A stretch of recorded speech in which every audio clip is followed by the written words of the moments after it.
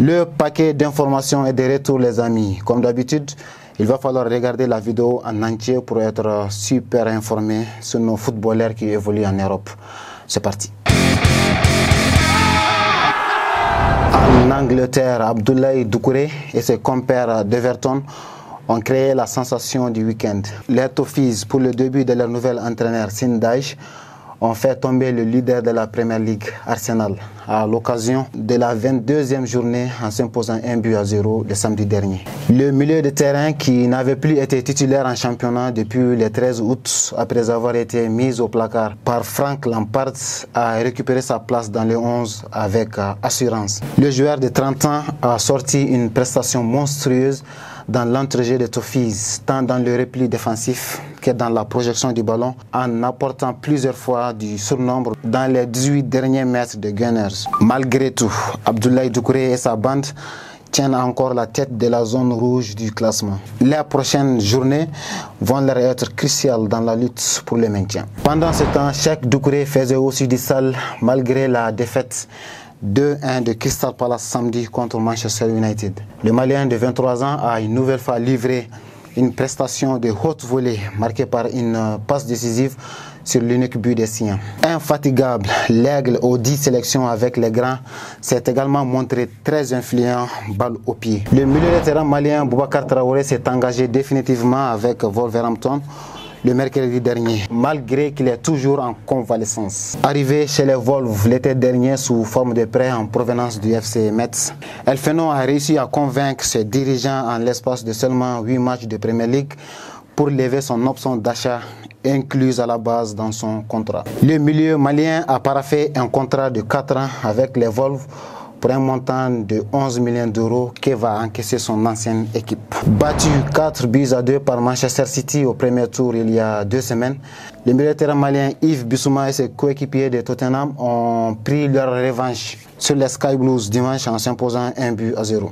Cette victoire replace Bissouma et ses compères à 1 point de Newcastle et des places Champions League.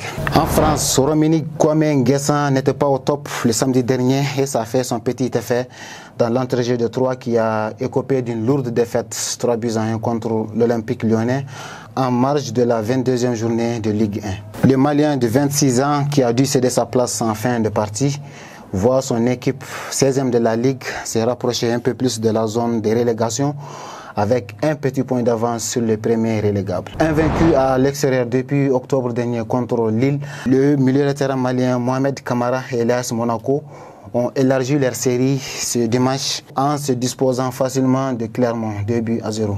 Comme à son habitude, le Malien de 23 ans a encore sorti une prestation majuscule, aussi bien dans la récupération du ballon que dans la conservation. Cette victoire conforte les Monégasques à leur 4e place à 3 points du RC Lens qui peine toujours à se relever. Les Sang et Or laissent filer des points depuis la blessure de leur latéral malien Massadio Haidara lors de la défaite 1-0 contre l'OGC Nice le week-end surpassé. Les Lensois, 3e du championnat français, ont été accrochés 1 but partout dimanche par le Stade brestois. Le défenseur malien touché au mollet va encore manquer au moins les 2 prochains matchs de son équipe. Malgré un Kiki Kouyaté libéré de toute pression, Montpellier a concédé une nouvelle défaite de 2-0 dimanche contre Strasbourg.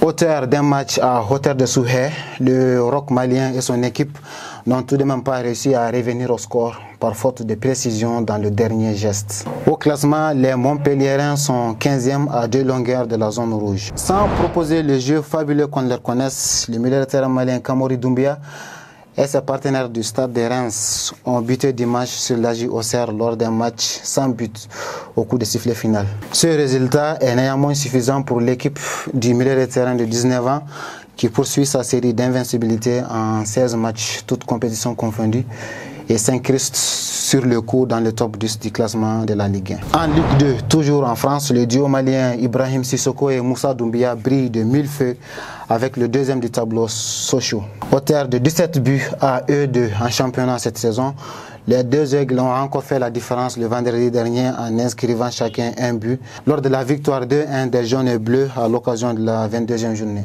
Ibrahim Sissoko, avec ses 10 réalisations en Ligue 2, n'est plus qu'à un but de la tête du classement des meilleurs buteurs. En Autriche, c'est sous un vent hurlant et de la pluie que le Red Bull Salzbourg de l'attaquant malien Sékou Koïta s'est fait éliminer de la coupe le vendredi dernier. L'équipe de l'ailier malien s'est inclinée au tir au but après un match nul d'un but partout contre Sturm Graz du latéral gauche malien Amadou Dante. Au cours de ce match, Sékou Koïta s'est montré dangereux à plusieurs reprises sans trouver la faille. L'enfant de Kita retrouvera l'Europa League la semaine prochaine puisqu'il fait partie de la liste des 24 joueurs retenus pour. Avec Westerlo en Belgique, la pépite malienne Néné Dorgeles a inscrit un but somptueux lors du nul d'un but partout contre Eupen en marge de la 24e journée de la Pro League. L'ailier malien compte actuellement 7 buts et 2 passes décisives en 21 matchs de championnat cette saison. On termine avec les internationaux maliens Aliou Dieng et Moussa Marega qui disputeront les demi-finales de la Coupe du Monde des clubs avec leurs clubs respectifs. Qualifié contre Wydad, Al Hilal de l'attaquant malien Moussa Marega affrontera l'équipe brésilienne de Flamengo ce mardi. Dans l'autre rencontre, Al-Ahli du super musclé milieu Aliou Dieng défiera le Real Madrid de Carlo Ancelotti. Ce sera ce mercredi à 19h GMT.